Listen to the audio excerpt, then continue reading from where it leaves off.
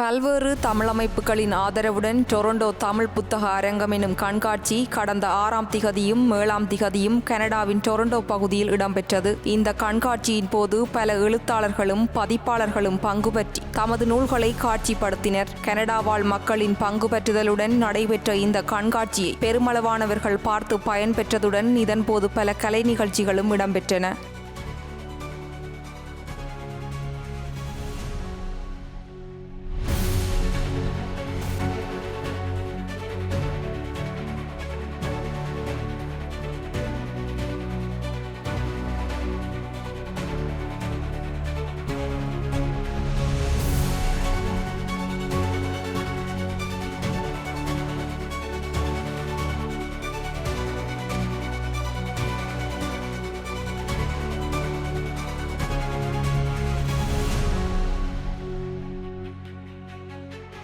வணக்கம்.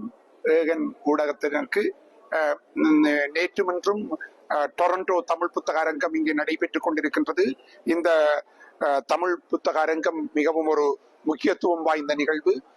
தமிழ் பேசும் மக்களாக தமிழ் மக்களும் முஸ்லீம் மக்களும் இணைந்து ஒரு கலை பண்பாட்டு தளத்திலே முன்னெடுக்கின்ற இந்த நிகழ்விலே முக்கியமாக நாங்கள் காட்சிப்படுத்தி இருப்பதிலே எழினா சஞ்சிகை. இந்த எழினா சஞ்சிகை இது 34வது வெளியீடாக பதிப்பித்து இங்கு வெளியிடப்பட்டிருக்கின்றது. இது இந்த எழினா சஞ்சிகை என்றது ஒரு பல பேர் சேர்ந்த ஒரு கூட்டு முயற்சியில வருகின்றது. இலங்கையை தளமாக கொண்டது, திருநெல்வேலியை தளமாக கொண்டது.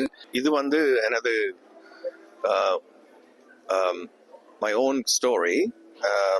நான் 17 வயதில் இலங்கையில் அரசியல் கைதியாக இருந்தேன். இந்த புத்தகம் ரிலீஸ் பண்ணது 2023 ஏப்ரல் மாதம். became an immediate national bestseller. எங்கள் மறைந்த பழைய பிரதம மந்திரி பிரையன் மல்ரோனி இந்த புத்தகத்தை என்டோஸ் பண்ணியிருக்கிறார். இதோட குளோபல் ரிலீஸ் நாங்கள் ஏப்ரல் 18ஆம் தேதி 2023. கிட்டத்தட்ட 100,000 பிரதிகள் விற்பனை ஆகியுள்ளது. இது பப்ளிஷ் பண்ணது Penguin Random House. It's the largest English language publisher in the world, and still available everywhere, Amazon and all the bookstores. இதன் தமிழ் பதிவு மொழிபெயர்ப்பு நடந்து கொண்டிருக்கிறது. நான் நினைக்கிறேன் இன்னொரு 2-3 மாதங்கள் அதை நாங்கள் வெளியிடுவோம் நினைக்கிறேன். நான் இந்த புத்தகத்தை நீங்கள் எடுத்து வாசிக்கணும். இது எந்த கதை மாத்திரமில்லை, எங்கள் கூட்டுக்கதை. இது எங்களுடைய சஃபரிங் இல்லை, எங்களோட success as well, because from suffering comes success.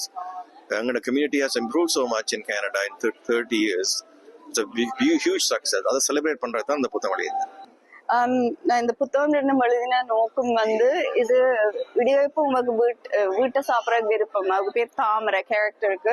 ஆனா ஸ்கூலுக்கு கொண்டு போன எல்லாரும் நக்கல் அடிப்பினு அந்த சாப்பாடே விருப்பம் இல்லாம இருந்தவ. அது அவட அண்ணா செய்த வேலையால ஒரு அன்பை சொல்லி கொடுத்ததால சொன்னா நாங்க எங்க இருந்து வந்தன்றது மறக்க கூடாது, எங்களோட உரிமையை மறக்க கூடாதுன்றது இந்த புத்தகம்.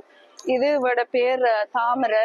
ஸ்கூல்ல எல்லாரும் அவ தீமரை தமாராய் என்று பேரை வடிவா உச்சரிக்க மாட்டேன். அப்ப அவ நெப்பா இந்த பேர் தாமரை ஒரு அழகான பூ, அது அவ்வளவுக்கு வலிமையான பூன்றதுக்காக ஸ்ட்ராங்கா சொல்லுவா.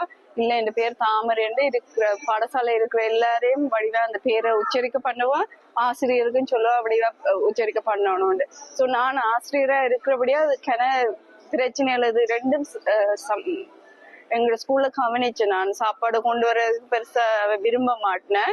பேரையும் வீட்டுல ஒரு விதமா கூப்பிடுவிடும், ஸ்கூல்ல வந்தோன்னா அது ஒரு இங்கிலீஷ் முறையா அந்த பேரை மாத்தி சொல்லிவினேன். இப்ப அதுக்காகத்தான் இந்த 2 புத்தகம் எழுதினான், Strings of Love and Silences.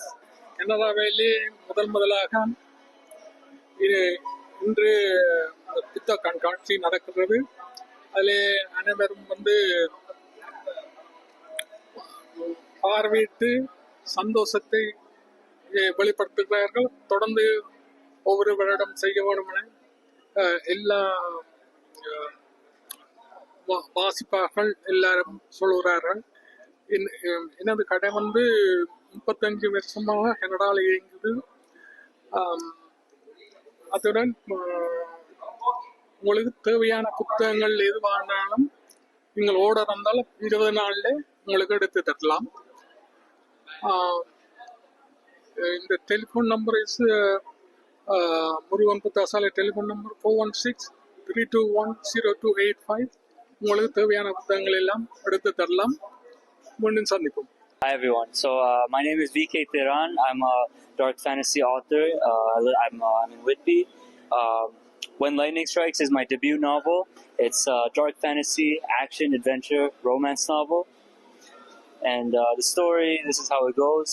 In the war-ravaged world of Navarro, a prophecy once foretold the rise of a hero who will one day end the cycle of hatred and war. Amal, a boy who harbors a blind loyalty to the ones he loves most, must venture through a treacherous path filled with rebellion, betrayals, and morally conflicting decisions. His quest to seek Aurea, the benevolent spirit of peace, is wrought with peril as mysterious forces and traitors seek to thwart him at every turn. When Lightning Strikes is a dark fantasy, action, adventure, romance novel that weaves together a tale of courage and the relentless pursuit of hope and peace in a world hell-bent on destruction. And so this is my debut novel. My newest release is called The Accursed Venge Seeker. It's a dark fantasy dystopian novella set in Sri Lanka, set 200 years into this bleak post-apocalyptic world where we have people filled with such tragedy and trauma and loss.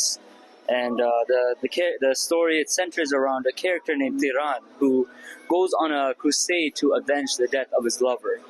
And kind of doing so, he's forced down this dark path of doing whatever it takes at any cost to uphold this promise he made to her to fight against oppression and evil. Serve all Sri Lankan Tamil artifacts online. So any publications that come out of Sri Lanka or anywhere in the world by the diaspora from the Sri Lankan community, we scan them, digitize them and upload them and preserve them in noolaham.org. It's a free website. You can all access all digital assets, mostly books and all other publications. We are a pure non-profit organization. We operate based out of donations and contributions from the community. And we are here to represent Noolaham and create awareness. வணக்கம். இந்த புத்தக திருவிழாவில் எனது கவிதை தொகுப்பான கூழ்முட்டைக்குள்ளிருந்து குஞ்சொன்று என்னும் கவிதை தொகுப்பும் வெளியிடப்பட்டிருந்தது. கூழ்முட்டைக்குள்ளிருந்து குஞ்சு வெளிவருமா என்று பலரும் கேட்டிருந்தார்கள். என்னை பொறுத்தவரையில் ஒரு வகையில் நாங்கள் எல்லோருமே கூழ்முட்டைக்குள் தான் இருக்கின்றோம். இந்த கூழ்முட்டையை உடைத்து நாங்கள் குஞ்சாக வெளிவருவோமா அல்லது அப்படியே அழிந்து போய்விடுவோமா என்பது தான் தத்துவார்த்த ரீதியாக என்னுடைய கருத்துக்கோளாக இருந்தது. அதை பற்றி தான் இந்த கவிதை புத்தகமும் பெரும்பாலான கவிதைகள் பேசுகின்றன. முதல் கவிதை ஒரு கவிதையின் ஜனனம் என்ற தலைப்பில் எப்படி இந்த ஒரு கவிதை எழுதப்படுகின்றது என்பதை பற்றி ஒரு கவிதை சொல்லப்படுகின்றது. அதைத் தொடர்ந்து நான் என்கின்ற தலைப்பில் பல கவிதைகள் எழுதப்பட்டிருக்கின்றன. உண்மையில் நான் என்பது யார்? எனது உடலா அல்லது எனது மனமா அல்லது இதை தாண்டி வேறு ஏதாவது இருக்கின்றதா? எங்கள் உடலில் பல அவயவங்களை இழந்தாலும் நாங்களாகத்தான் இருக்கின்றோம். எனவே எமது உடல் முழுதான உடல்தான் நமது நான் என்று சொல்ல முடியாது. அதே போல மனம் என்றும் சொல்ல முடியாது. என்னென்று சொன்னால் அல்சைமர் நோயாலோ அல்லது வேறு வழியாலோ தம்மை முழுதாக மறந்தவர்கள் பலர் இருக்கின்றார்கள். எனவே மனம்தான் நான் என்றும் சொல்ல முடியாது. அப்படியான தத்துவ விசாரங்களை அறிவதாக முதலாவது நான் என்னும் கவிதை வெளிவருகின்றது. அதைத் தொடர்ந்து நான் கடவுள், நான் சாத்தான், நான் மாயை, நான் ஆயுள் கைதி, அப்படியே நான் சாட்சி என்று போய் இறுதியில் நான் ஒரு விற்பனை பண்டம் என்றும் நான் என்கின்ற கவிதையில் தொடர்கின்றன. அதைத் தொடர்ந்து தேடல்கள். இந்த தேடல்களில் பௌத்த மத கொள்கையில் ஆராயப்படுகின்றன. புத்தனின் புதிய ஞானம் என்கின்ற ஒரு கவிதை ரிவர்ஸில் புத்தனினுடைய ஞானத்தை அணுகின்றது. அதாவது இப்போ புத்தர் இந்த 2009 ஆண்டு காலப்பகுதியில் இலங்கைக்கு திரும்பி வந்திருந்தால் அவர் எப்படி அவருடைய தியானம் எப்படி மாறி அவர் ஒரு அதிகாரம் அமகாரம் தருகின்ற போதையை அனுபவித்து ஒரு போர்க்களத்திற்கு சென்றிருப்பார் என்பதை பற்றி அந்த கவிதை குறிப்பிடுகின்றது. அதைத் தொடர்ந்து இளமை பருவ விடலை கவிதைகள் என்று சொல்லி காதல் தொடர்பான கவிதைகள். அதில் ஒரு கவிதை காதலை குழந்தையாக்கி அந்த குழந்தையின் தந்தையாக காதலியை உருவகிக்கின்ற கவிதை. அதே போல அடுத்து ஊரும் வேறும் என்று சொல்லி ஊரின் நினைவுகளை பற்றிய கவிதைகள் இருக்கின்றன. அதைத் தொடர்ந்து எனது அழைப்பிதழ்கள், அதிலே முக்கியமான ஒரு கவிதை மரண அழைப்பிதழ். நாங்கள் எல்லோருமே இன்றைக்கு ஒரு நாள் இறந்துவிடப் போகின்றவர்கள். நாங்கள் எங்களுடைய பல்வேறு நிகழ்வுகளுக்கும் நாங்கள் அழைப்பிதழ் விடுக்கின்றோம். ஆனால் நமது மரணத்திற்கு நாங்கள் மற்றவர்களுக்கு அழைப்பு விடுப்பதில்லை. அதை முன்கூட்டியே நான் இந்த கவிதையினூடாக அழைப்பு விடுத்திருக்கின்றேன். இன்றைக்கேனும் ஒரு தடவை இதை நீங்கள் வாசித்து கொண்டிருக்கும் கணத்தில் காலனுடன் நான் கைகுலுக்கிக் கொண்டிருக்கக்கூடும். அப்பொழுதெல்லாம் உங்களுக்கு அழைப்பனுப்பி கொண்டிருப்பது சாத்தியமில்லை என்பதால் இப்பொழுதே என் அழைப்பினை ஏற்றுக்கொள்ளுங்கள் என்றவாறு அந்த கவிதை முடிகின்றது. இந்த நூலின் நிறைவு கவிதையாக கட்டுடைத்தல் என்கின்ற கவிதை சொல்லப்பட்டிருக்கின்றது. இந்த கட்டுடைத்தல் தான் இந்த கூழ் முட்டைகள் இருக்கின்ற குஞ்சு வெளிவருகின்றது. அதாவது சூரிய ஒளி தாண்டி விரிவடையும் பிரபஞ்சம் கடந்தும் தன் சிறகனை விரிக்கின்ற அந்த பறவையாக அந்த கூழ் முட்டைகள் என்று புறப்பட்ட குஞ்சு வெளியே தன் எல்லா கட்டுகளையும் முடித்து பறக்கின்றது. அது தான் மட்டும் பறக்காமல் மற்றவர்களையும் சேர்த்து பறக்க விரும்புகின்றது. மீதியை இந்த நூலில் பாருங்கள். நன்றி.